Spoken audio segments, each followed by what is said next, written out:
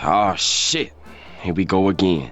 GTA San Andreas is a classic. I don't think you understand how revolutionary this game was, man. Without San Andreas, and not just this GTA title, but Rockstar in general, I don't think we get the wonderful GTAs that follow after. Am I blinded by nostalgia?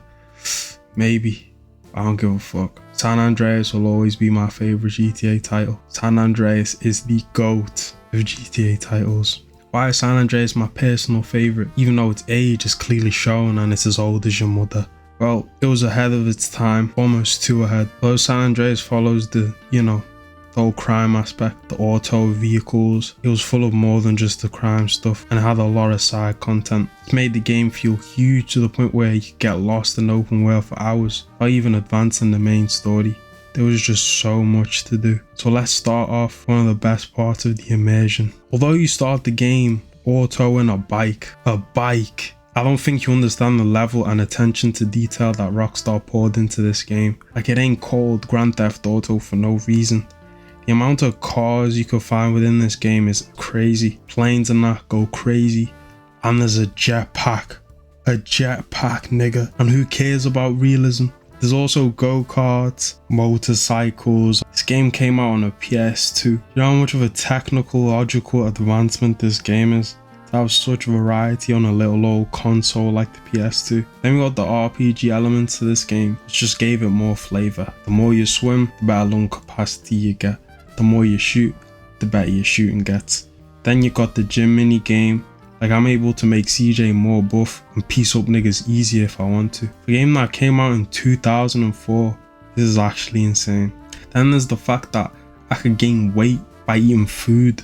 Like, I was allowed to make CJ fat as well. Then there's haircuts. If I want to make CJ bald, I can do that. If I want to give him a box cut, I can do that. I can make him look like the freshest guy in the world if I want to. Then there's dancing in clubs, slot machines, casino, basketball, like the list goes on. Relationships was another thing you could do in the open world. You were allowed to have girlfriends and take them out on dates. You know, my weird little young self just thought he was cool by taking girls out on random dates. Like, I know in GTA 5 you can go out with strippers. Like, don't ask me how I know that. But when was the last time you could have a girlfriend in GTA? Like GTA 4 maybe, in the DLCs. One last thing, the hot coffee scandal is hilarious, man. Like, the amount of controversy that used to surround Rockstar is insane. Pretty sure that this even caused the game to go up in age rating because they don't want kids playing this game. Like, went from mature to adult only, I'm pretty sure. Then the weapon selection, oh, this was so fun. And the cheat, I'm gonna blend them together. Another part of San Andreas that separated it was the sheer chaos that you could create. The number of weapons that Rockstar put in the game was very good. There were RPGs, SMGs, ARs, and etc. More that I won't yap about. And the fun part about that was the amount of cheats that followed, you know, that helped you create this said chaos. You could spawn in a car from anywhere. I can become a one-man army with my AR if I want to. I can literally be Superman, I'm pretty sure. And then there's other parts of the game, like in the open world, that are more fun because of these cheats, like the gang wars and recruiting members. Oof, Rockstar put a lot in this game to do, man. Which just brings me to another one. Could rob houses. Like, there's a mission you do with Ryder when you rob a house, but I'm pretty sure it becomes an open world event after. And when I tell you, I better see this in GTA 6. I better see stuff like this in a game coming out in the big 2024. Do you know how crazy it is that this was in a game from 2004, but not in other GTA titles? Then there's police missions, the ambulance missions for more health, the fire truck missions. Like, all of these features just provided endless hours of fun, yo. Without San Andreas, you don't get the GTA titles we have today. But yeah, I'd say this game then allowed Rockstar to build off of that, which then helped them create the games that we have today, which are obviously much better. But in order for the immersion to be good, you need to have a good map. And I mean, San Andreas had a good ass map, yo. All of what I just yapped about was part of the map. Like, how are you going to be able to drive around a terrible map? Exactly. Let's go wider. Let's go deeper. The map was huge, which just helped to explore the game even more. You had Los Santos, which Rockstar then improved in GTA 5. Los Santos is meant to be LA, and this is where you begin the game. This is where the gang related stuff happens with the ballers and that. Then you had San Fierro, which is meant to be San Francisco. You had Las Venturas, which is meant to be Las Vegas. Then you have the countryside, which I'm pretty sure is like the Mount Chiliad part of GTA 5. Beauty of the map is the sheer amount of cities that you could go to, and every single one of them is different. Los Santos does have that LA feel to it, you know, Hollywood and that, and it does feel like a crime-ridden area.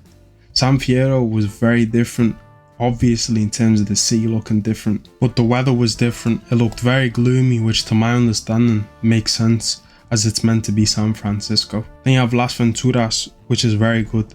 It's got the casinos and the baddies, it's very deserty. Like, this is where the Area 51 shit is, I'm pretty sure. I'm pretty sure you can get a jetpack here as well. The countryside is cool. My personal least favorite area of the map, but it's still cool. I like how some areas feel like small towns kinda in this area and are nicely put together. And I mean, there's Catalina, so you know what, this area, you know what, this area might be one of my favorites. I don't play about mis Latinas, alright? So she was crazy though, like very crazy. But another part of the game that I hold dear to my heart is the soundtrack. Quickly gonna touch up on it. The ability to cruise down the street while listening to some of the songs was magnificent. The commercials that will play here were funny from what I remember. San Andreas, real talk, helped me to form my music taste because it's what I grew up with. Like, the hip hop tunes here are solid. It's got some banging country too. Like, go listen to All My Exes Live in Texas, yo. This is where my love for certain country came alive. Morgan Wallen type shit, yo. But onto the story. If I want to be honest, this is one of my favorite GTA stories. Probably top 2. I'll put 4 up there, but I feel like I need to revisit GTA 4 because I don't remember all that much. But a short little recap. San Andreas is a story of loyalty and betrayal, seen with characters such as Big Boy Smoke and Snake Ass Rider, set in the 1990s, I'm pretty sure. Follows CJ, my guy Carl Johnson, who returns to Los Santos after learning about his mother's death, and he comes back to a broken gang and family hoping to reunite Grove Street, taking on rival gangs, etc, etc. However, on his return, he is met with Officer Tenpenny, a corrupt ass cop that likes to jerk him around, pause, and actually gets him to do some dirty work for him throughout the story. A lot of times actually, not just Tenpenny from what I remember, but his other boy in blue, Pulaski. And I tell you, I hated Pulaski. Good villain, but I could not stand this nigga, yo. He get on my nerves. San Andreas has done a good job with its villains, to the point where when you get rid of them as Carl, it's very satisfying. The story spans from the wonderful map that Rockstar created. Like, man, I'm glazing. But San Andreas was honestly that good. They got you doing work on one side of the map. Then you could be stealing a rapper's rhyme book. Then you could be on some Bonnie and Clyde shit, robbing with a crazy Hispanic lady. Like, obviously the map plays a big part in the story. It's done in such a good way. It's like, wow. The character work is great here.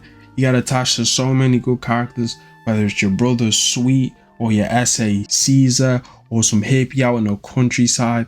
Like, Rockstar cooked unbelievably here without a doubt. The impact they has left is huge, to the point where till this day, nigga, people are still making memes out of Big Smoke's large order on some Phantom shit. Go ahead whenever. I'm gonna say this one time and one time only. Let me get a Shack burger, avocado bacon burger, smoke shack too. You heard? Chicken shacks with it. You heard? Chicken bites as well. You heard? Let me get the fries, the cheese fries, and the bacon cheese fries. You hear me? Let me get a vanilla chocolate strawberry cookies and cream shake as well. You heard? Extra napkins too, and make sure you put the sauces in it. You heard? 2 number 9s, a number 9 large, a number 6 with extra dip, a number 7, 2 number 45s, 1 with cheese, and a large soda. How many memes have you seen? But all you had to do was follow the damn train, CJ. How many little Easter eggs did we see within the game? Like the whole Area 51 stuff and aliens, the stupid theories. GTA San Andreas is one of the best games ever made, and I will stand by that opinion. Neymar the GOAT, yo.